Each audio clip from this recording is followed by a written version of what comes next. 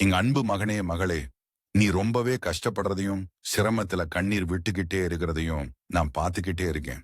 உன் இருதயத்தில் உள்ள வேதனை எல்லாம் எனக்கு தான் தெரியும்.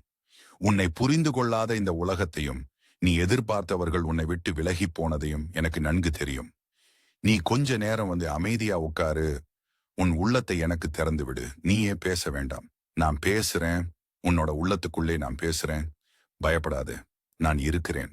உன்னோட கண்ணீரும் துன்பமும் வீணாக போவதில்லை. உனக்கு ஒரு முடிவில்லை. ஒரு புதிய தொடக்கம்தான். உன் வாழ்க்கை இப்படி தகர்ந்து போயிருக்கு போல தெரியலாம். ஆனா நான் உன் வாழ்க்கையின் கையில் இருக்கிறேன். இனி என் திட்டம் தான் நடக்கும். அது உன்னை அழிக்கிறதுக்காக இல்ல, உன்னை ஆளாக்குறதுக்காக. நீ இப்போ இருக்கும் இருட்டு உன்னை பயமுறுத்தலாம். ஆனா அந்த இருட்டுக்குள்ளேயே என் ஒளி உன்னை தேடி வந்திருக்கு. நீ தனியா இல்ல, நான் உன்னோட கண்ணீரோட கூட இருக்கிறேன்.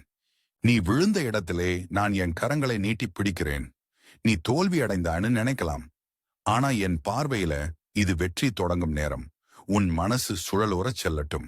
ஆனா என் சத்தம் அமைதியை கொடுக்கும். நீ என் பேர்ல அழைச்சு பாரு. ஒரு வார்த்தை போதுமே. இயேசுவே எனக்கு உதவி செய். அந்த அழைப்புக்குள்ள என் சக்தி ஒளிஞ்சிருக்கு.